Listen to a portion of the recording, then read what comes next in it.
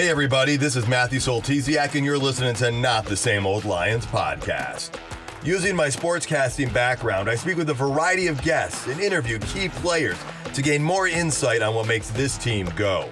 As the Detroit Lions enter a new gritty era, we'll look beyond just the kneecaps when it comes to the analysis. Welcome to another episode. In this episode, we're going to discuss the Jeff Okudah trade by the Detroit Lions, our reaction to it, how it impacts the Lions moving forward, and address the news of the Lions bringing in quarterbacks Hendon and Stroud for their top 30 visits. I'm joined today by James Cook, senior sports writer for the Traverse City Record Eagle. You can also hear him on the Get Around podcast. It drops on Mondays. Good to have you here, James. Yeah, thanks for having me. So the news broke. Jeff Okudah traded to the Atlanta Falcons for a 5th-round pick. What's your initial reaction? How did you take that news right away? I know some rumors have been floating out there. People have been wondering if a trade might happen. What are your thoughts? I was kind of expecting it and kind of not, I guess. I think the Lions would have been okay with just having him around for depth because they're not crunched for salary cap. But trading him away and getting a draft asset and clearing up, I think, around $5 million in cap space would allow them to do some contract negotiations, extend one or two of their current guys they have on this year, and move some of that money in to fill that spot, or just use it to sign some veteran players probably after the June 1 cuts, I would expect. Do some free agent bargain shopping with that $5 million. They could maybe get 1, 2, maybe even 3 type of good veteran players to give yourself some good depth on the bench and maybe even a starter or something like that. And there's some decent free agents still out there, guys I think that can come in and help. So, and every day that they're still free agents, their asking price goes down. I think if we look at value, I would have liked something more than a 5th-round pick for him. I would have hoped for maybe at least a 4th. It's easy just to go up one notch. But if you look and see, I think the Rams got like a 3rd-round pick for Jalen Ramsey. Like, he had a huge contract, but a big talent level. So when you hear that, the reality is Jeff Okudah, a 5th-round pick, is a fair thing at this point. Now, I had hoped that he would do better. I'm actually I think my biggest emotion is sadness and a little bummed out. I had hoped Jeff Okudah would have a different ending with the Lions. I still think Jeff Okudah could be a good player in this league. I still think he has the potential. It's unfortunate the things he went through in Detroit with the injuries and whatnot, that it didn't work out. It does clear cap space. I would have liked the Lions keep him on the roster for another year, just thinking, wow, our number 1 or number 2 defensive back is now our number 4 guy on the depth chart. But if you start thinking about last season, right, it was like a tale of two halves, right? As we're approaching the midpoint of the season, we're seeing Jeff Okudah play like the player we thought we might get and might want and could be here for the next 5 to 7 years. I mean, I think about that Dallas game and just how well he was playing in the middle of the season. But then at the end of the season, there were a couple games he was benched, and that just was a head scratcher. So maybe that should not have made this a surprise when we saw this happening. Yeah, I don't know if maybe there was something medical where he just didn't get everything back. I mean, he had that stretch where he looked so good. I don't know if he hit a wall after that, or if maybe teams just figured out that he didn't have that extra step that he used to have, or something, and if the Lions figured, well, if he's not a system fit for us anymore, or whatever, we'll try to get what we can for him. I think a 5th was probably fair. When you trade away a player like that you've kind of given up on, teams know that you're most likely not going to get big value, and so a 5th-round pick I think is actually on the top end, sort of. A lot of times teams get guys for 6th or 7th. I mean, look what the Cowboys got Stephon Gilmore for. I mean, that was a 6th, like a guy who was a Pro Bowl corner a year or 2 ago. Well, we knew the Lions weren't going to pick up that 5th-year option for $10 million. So you knew he was going to be gone after this year or have to come back on a new contract. And so there's that part that hoped that would just elevate his play for this year and make us that much better for this year. But if we kind of look at the draft in a way, just briefly on this, is, before all these free agent signings, we thought the Lions might draft 1 or 2 defensive backs. But even with these signings, we've got a lot of 1-year deals. We still think the Lions are going to draft a defensive back, even before trading Jeff Okudah. So that made you wonder, if they were to keep Okudah and they drafted somebody, is there enough spot on the roster for everybody? So that might have been another motivation. Yeah, it could be. I mean, because they've got the 3 corners they brought in free agency. They've got Jerry Jacobs coming back for another year, and he would be somebody who, even if he has a really good year this year, is going to cost less than Okudah would cost the year after that. And and then they've got some other guys that are fighting for backup spots, and then it's a really deep cornerback draft this year. Really deep. Like, corner is one of the positions where the single most deep positions in this draft. You can find almost starting level corners into the 3rd, 4th round. I mean, guys that you can pretty much just bring right in. Guys that are going to start for you. I mean, for the Lions, they probably wouldn't, because they're going to have guys ahead of them. But I could see the Lions drafting those guys in the middle rounds and just having them there for if they move on from these 2 guys that are on 1-year deals. It makes sense. Yeah.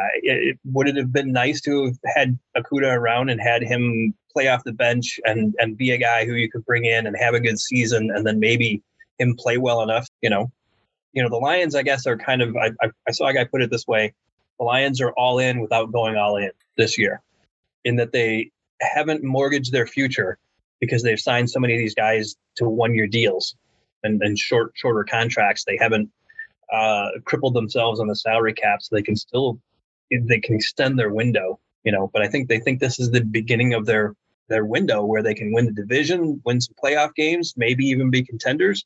And so they're kind of all in. And I think the opportunity for them to create a little bit more cap space and maybe plug 1 or 2 more veterans into the locker room, into the depth, was something that intrigued them. And it also puts them in direct communication right away now with the Atlanta Falcons, who are a team that are a possible team that might want to trade up to number 6 on draft day. Because they're a team that if one of those quarterbacks is sitting there at 6 and they think that he's way, way better than Desmond Ridder, I can totally see them moving up. So there's been rumors that they're one of the teams that are kind of looking to move up in the draft a little bit. So now you're kind of on their speed dial already, because you already made a trade with them this year. You've built that relationship up with them. This trade seems to be a win-win for both teams. The Lions get something for the draft. Jeff Okudah goes to Atlanta, gets an opportunity to restart his career, reshape it. Atlanta gets a need filled. And then you talk about clearing the cap space. That's going to make about another $5 million in cap space for the Lions. And they were actually already doing pretty good. So what do you think the Lions do with this extra cap space? Is there anything in the near term? I mean, we've heard this stuff about Teddy Bridgewater having a significant offer out there. This would obviously help if he accepts that significant offer. But anything in mind in the near term?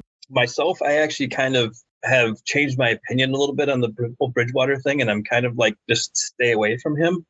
Like, looking at some of his statistics recently, I mean, I'm like, Tua with the Dolphins offense last year was amazing, and Bridgewater came in and started 2 games, and that offense stunk.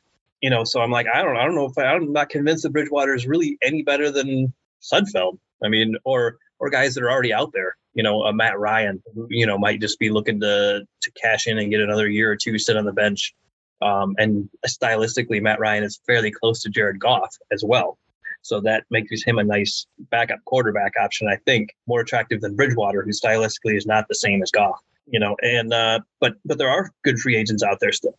Adrian Amos is still a free agent for the Packers. I think that's, he's going to get more money than I think that what is opened up by the Okudah trade is going to get. But you never know. I didn't think that Mosley would sign for that little, or CJ Gardner-Johnson.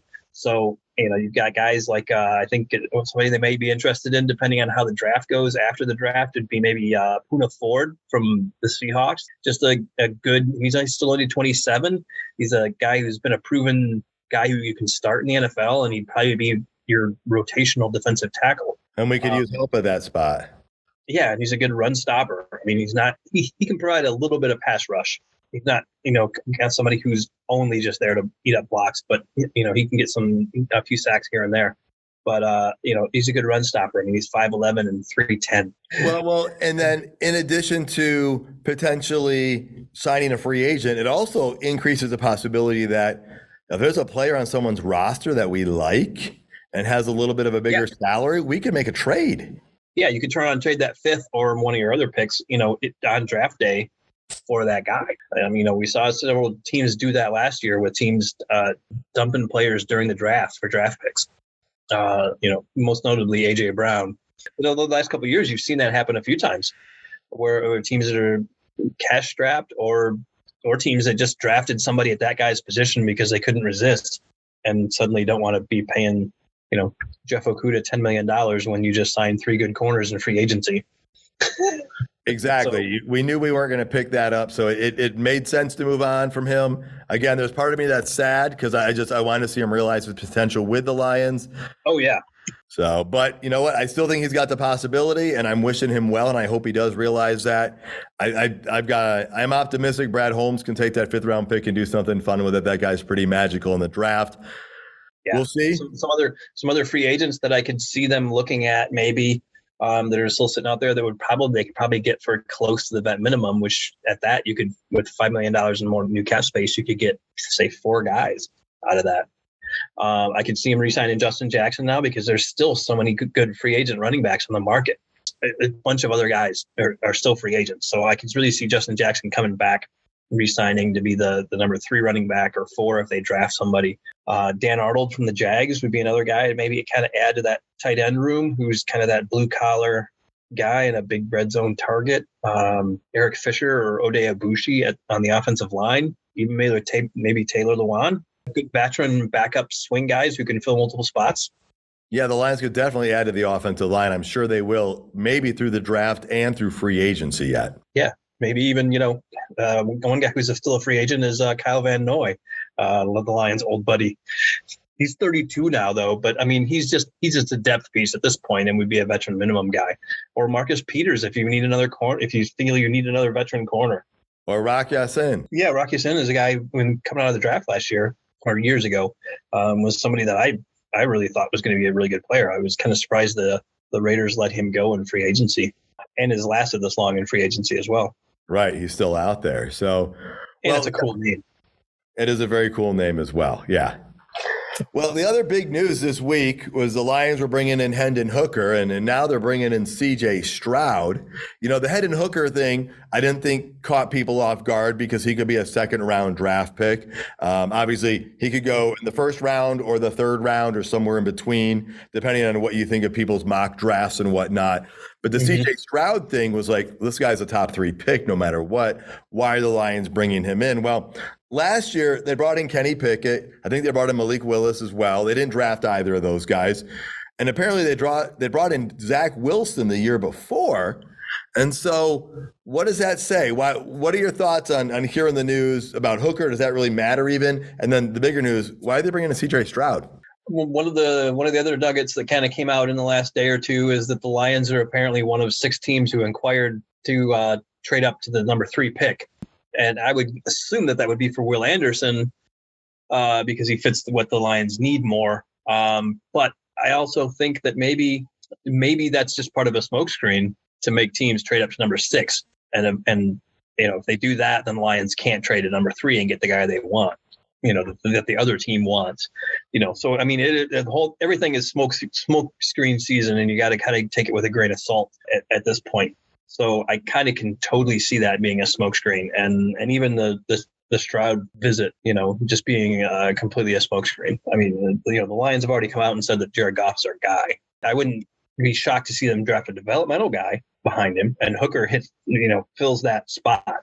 It would be somebody who wouldn't cost them as much draft capital. You can get him in the 2nd, maybe 3rd round, or Dorian Thompson-Robinson from UCLA, even later in the draft than that. There's a couple other guys later in the draft that are maybe kind of guys you could look at in the 6th, 7th round. Clayton Tune, even Stetson Bennett. Even I don't know. Stetson Bennett's one of those guys that if you draft him, your probably best case scenario is you're hoping that you get a guy that's a backup quarterback for you for 8 years. I agree with that. And I think when you bring somebody in, you learn more about them. And that's going to push you in one of 2 directions. It'll either push you further in the direction of, hey, we really like this guy, or maybe this isn't the guy we were thinking. It's not what we're looking for. And maybe that's what happened with some of those previous interviews. We brought people in, we didn't draft them. It doesn't mean we weren't interested in drafting them. We just may have found stuff out or just decided it wasn't the right fit for us or they weren't there. Yeah, and I'm not sure, Holmes has only been here for 2 years, so it's a little harder to gauge. But I know one thing that Bob Quinn did is he used those, you only get 30 of those visits where you get to bring them in. He would bring in the guys that he had on that he was on the fence on, to more of guys that he was leaning towards no. And he would use the in-person interview to say, yeah, we're out on you. We don't want you. Rather than you convince us to draft, that he wants to be convinced to draft a guy. They almost use those 30 visits to kind of cross people off the board. And I can kind of completely see Brad Holmes doing the same thing. Okay. Looking at a bunch of those guys to see, is this a culture fit with us? Is it a work ethic fit? And all that kind of stuff, and just see how much of a fit it is. And a lot of teams, I think, are trying to just talk themselves out of some guys. Well, before we wrap things up, I want to go back to the quarterback situation, or stay with the quarterback situation here, and go back to the Teddy Bridgewater thing a minute. The news came out that the Lions have a significant offer on the table.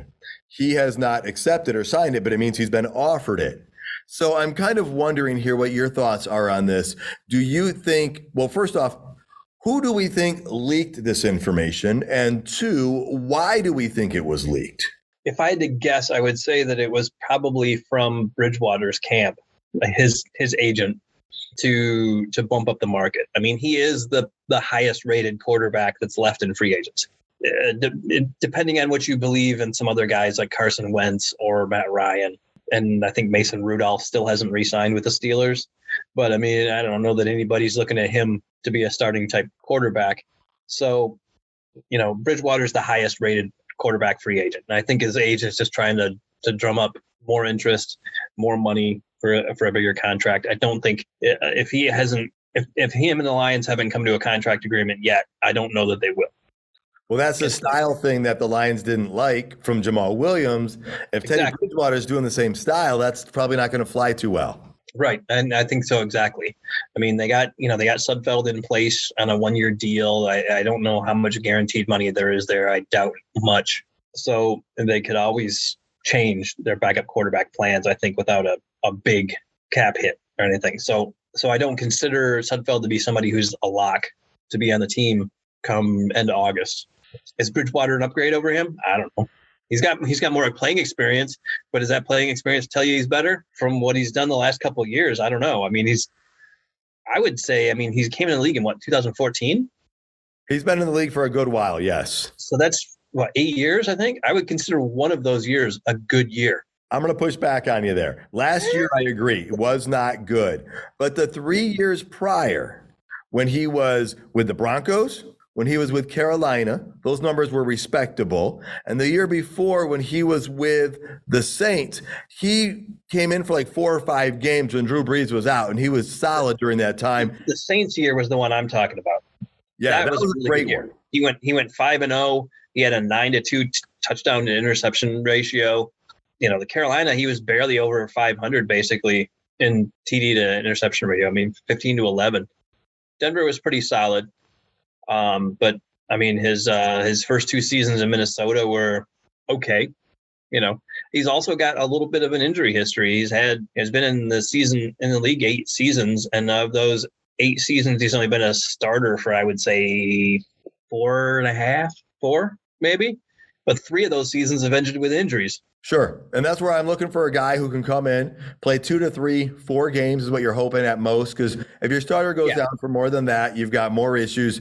And maybe Teddy's not the guy. And the Lions might already be pivoting to Carson Wentz or Matt Ryan, or somebody else. I don't like Carson Wentz either. Don't get me going on Carson Wentz. All the guys I really wanted us to sign are gone. Teddy was at the bottom or part of that list. I would still be very happy if we had Teddy Bridgewater. I still think the Lions draft somebody, and that plays into the equation as well. I think so too. I would have liked Gardner Minshew. I think would have been a good quarterback. I think of the quarterbacks that are still out there, like I said, stylistically, Matt Ryan is the closest to Jared Goff and could probably be gotten cheap at this point. just to be a clipboard holder at the end of his career and come in and maybe play a game or two. I just it'd be interesting though, because Campbell has shown or has said some things in the past that says that he kind of likes a quarterback who can run. So it's not like they have to match up their backup quarterback stylistically.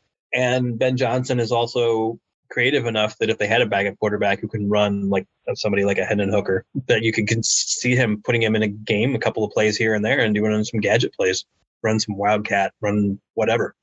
Well, Dan Campbell was in New Orleans before when they did some of that stuff.